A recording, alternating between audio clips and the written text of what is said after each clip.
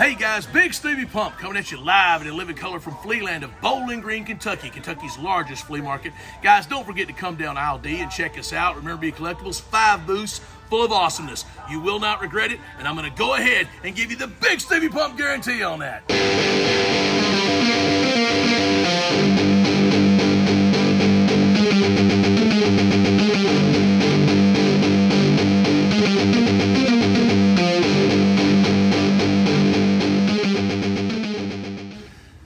So a couple of things here. I got a box of goodness here. Here, this is kind of funny. You can see I got a few, these little things that are like sponges. These are actually card spacers. My buddy, the Ball Card King, was actually asking me, he's like, I bet you got a box of these laying around somewhere. I do, Ball Card King, I do. But anyway, and there's a few random napkins. But what we really have in here is a bunch of slabs. So we just actually sent off 125 cards to get graded, and all kind of just randomness here, and that's actually a pretty cool one. I will pull that out. This Chipper Jones with the jersey relic inside of it. That was a pretty cool one. I was glad to hit a 10 on. And all right, so we'll show this Will Clark. And the only reason I'm showing this Will Clark, I was really stunned that this got a 10 because this was one, it was a short print card. So this is an 87 Topps, but this Will Clark in general was just kind of hard to pull. So the fact that it was hard to pull and the fact that these 87 Topps, sometimes there's a million of them out there, millions and millions of them. It's the probably most produced set ever in the history of production. But I love it. It's always been a guilty pleasure set of mine, the favorite set of mine. But the Will Clark, like I said, is a hard card to get. It's a hard card to get graded in a 10. So I was kind of shocked to see that, but I was pretty stoked on that. Now, so this is just kind of some fun stuff that I've got to go through and work on this case. But a friend of mine kind of brought a little stack of cards here, and we'll kind of go through these. So this first one, I'm going to slide my glasses on down so I can read who we're looking at here, because this one's, okay, Mariano Rivera and Bernie Williams. So it's a jersey relic, a dual patch card. This one is not numbered, okay? I wasn't sure. I hadn't looked at these too close, but like some of this earlier stuff. So numbered stuff like we're talking about, and we'll see on the back of some of these. Like on this Bettis, for example. So this is some early numbered stuff. All of these are numbered, actually. When I say that, if you flip this over on the back, it'll show here 157 of 500. So that's actually, you know, this is what from, what is this from, 1999, 2000? Yeah, 99. So these are from 1999. And so when they started numbering stuff early, the print runs were kind of bigger, like this, like 3,000. You know, so this is like an Eddie George numbered. A few Titans. Obviously, this person was a Titans fan. There's another Eddie George who isn't around these parts. All right. We got a lot of Bengals fans and a lot of Colts fans up here. Barry Sanders, one of the greatest of all time, 1353 of 3,000. So all of these are some early numbered cards, and the reason I don't have these in top loaders, these are a little bit thicker, and the top loaders that I have are just, they won't quite house them, so I'll have to find some thicker ones. Now, we got a couple other pieces here. This Roger Clemens relic, once again, this is a thick card.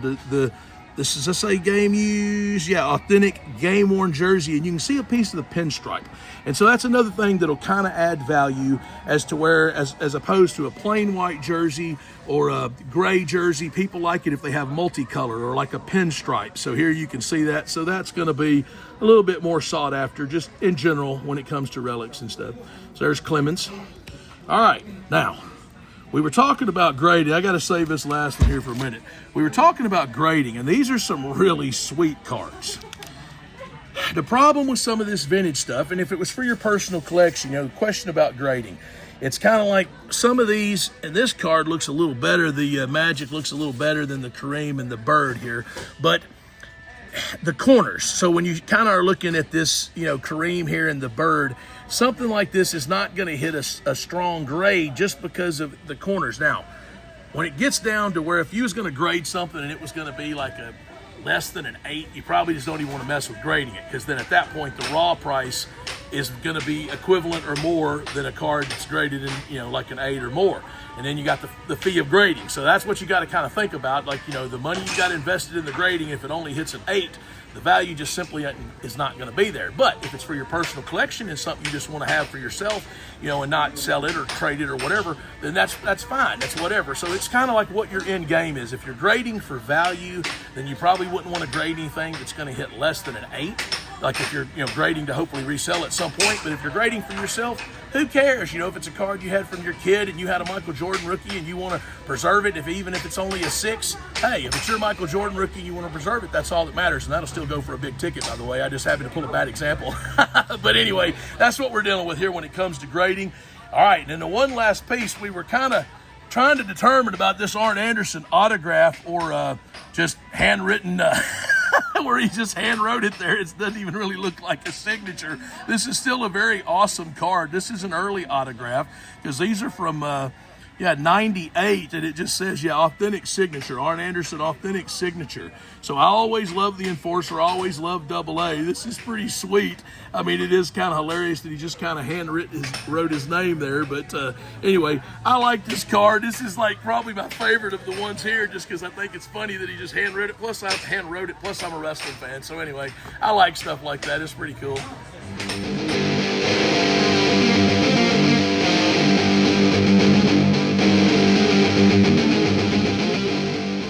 All right, so real quick, I just wanted to kind of show these. So my buddy, the elite card collector, ECC, Ricky, they're grading all kind of stuff. So this is a one-piece card, and One Piece is absolutely going nuts right now. These cards are it's insane.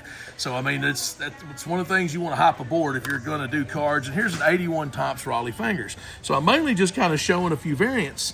This is ECC in Portland, Tennessee, elite card collector. Well, I think he's doing a pretty fair job with everything. So his top grader used to work for Beckett. And the reason I say that, he chose not to grade these.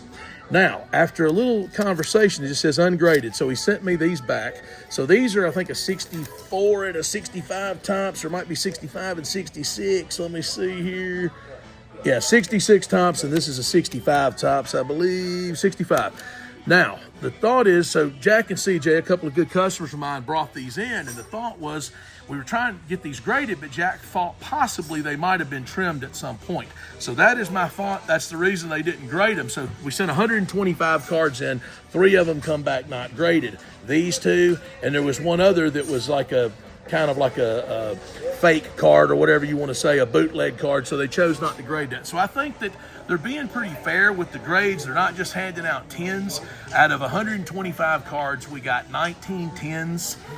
We got 4 8s, and all the rest were 9s. So, I mean, I'm pretty pleased with that, those results. So, like I said, I don't think they're just handing out grades. I went over them pretty good before I chose to send them in.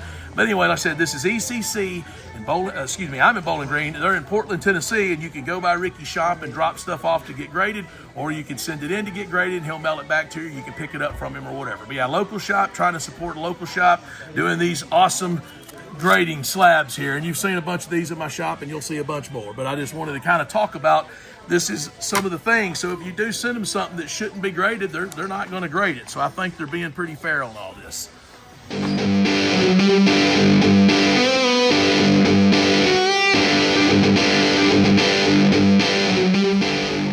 All right, so this is a pretty cool little box, just unique, very unique. So, and I'm just kind of unearthing it here. I got these bags in here for a specific reason. So what we're dealing with here is these are dog tags. So this particular set of them, here's a Jake the Snake Roberts. That's a gold. So these particular ones, so these are like blind bags, and you would get these, let's just say a little $3 or $4 pack. I can't remember how much they cost now, but there's regular versions here. We happen to have a Brock Lesnar open, and you can kind of see how this chain's got a little bit of a gold tint to it, and there's like gold around the edge here.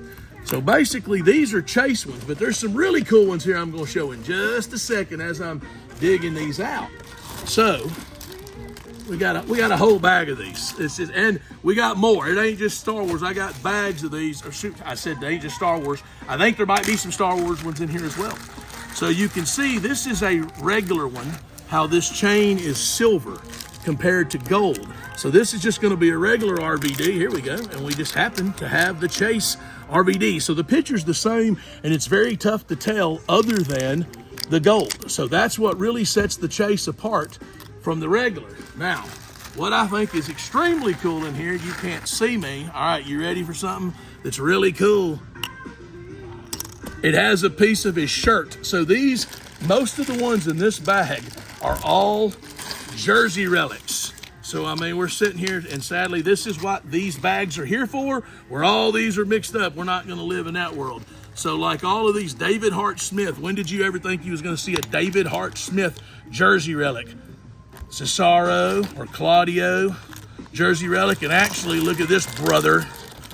I need to pull this one out. I think it's the last one. This may be the last Hogan in here. At one point, there were several, but that is a Hulk Hogan jersey relic embedded in a dog tag. And that's what all of these are. That's Jericho. Is that Jericho? Is it Y2J? I'm pretty sure it is. But these are all just awesome pieces. Randy Orton jersey relic embedded in it. Okay, now I said there's other stuff too. So we don't just have wrestling stuff embedded in these. We've also got, look at this, Walking Dead. So this is a piece of relic from the show. So that's a zombie, and that's a piece of his shirt. Like, so the way they did these on the front, as opposed to, okay, here we go. We got that Hogan there, or excuse me, that's Cesaro. This Cesaro here, you can see they did the relic on the back, but on the Walking Dead ones, they actually did it on the front. And so embedded like a little piece of their clothes, which I think's pretty cool. And that's what I said, that's why I got these other bags, because these bags are like falling apart. All right, so here's a few of the Walking Dead. Is that Carl? Who is that? Or is that a zombie? I can't tell. Or is that Carl? Carl. I don't know. I got my glasses off of me. That may or may not be Carl. Oh, that's a Jurassic Park. Ain't even a Walking Dead. Wait a minute. We have Walking Dead ones. I thought surely the guy, that first zombie was a Walking Dead. There aren't zombies in Jurassic Park, is there? Jurassic World.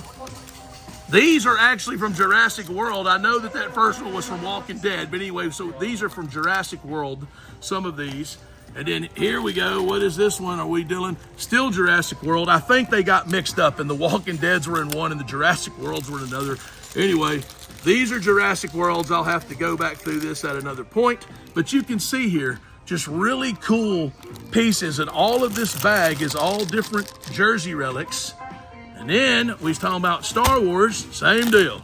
Here's BB-8. Ray's probably looking everywhere for him. But like, we got all kind of, this is just different Star Wars dog tags. And once again, the gold ones are Chase. So every single one of these are just Chase dog tags, you know, from Star Wars. There we go. Is that a no, that's a Captain Phasma, I think. We got Stormtroopers or Clone Troopers there, whatever you want to call them. There's BB-8 again. Anyway, I thought these were really cool, but this is kind of on the secret menu at Remember Collectibles.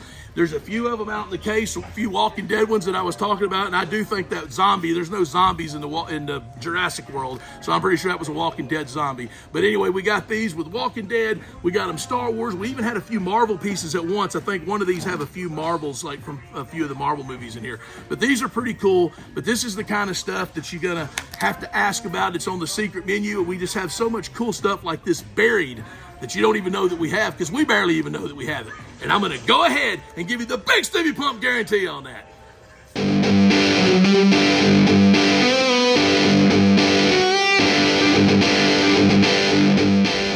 Thank you for joining me today on the Bigsteviepump experience. I appreciate you joining me each and every week. Guys, you're going to want to keep sticking with me on this thing. We got several more episodes. We probably about reaching the halfway point of this season. You're going to want to keep sticking with me. Don't forget to like, comment, and subscribe. Don't forget to come down ILD, check out Remember Being Collectibles, do a little wheeling and dealing with Cousin Davey and Bigsteviepump. Bigsteviepump out!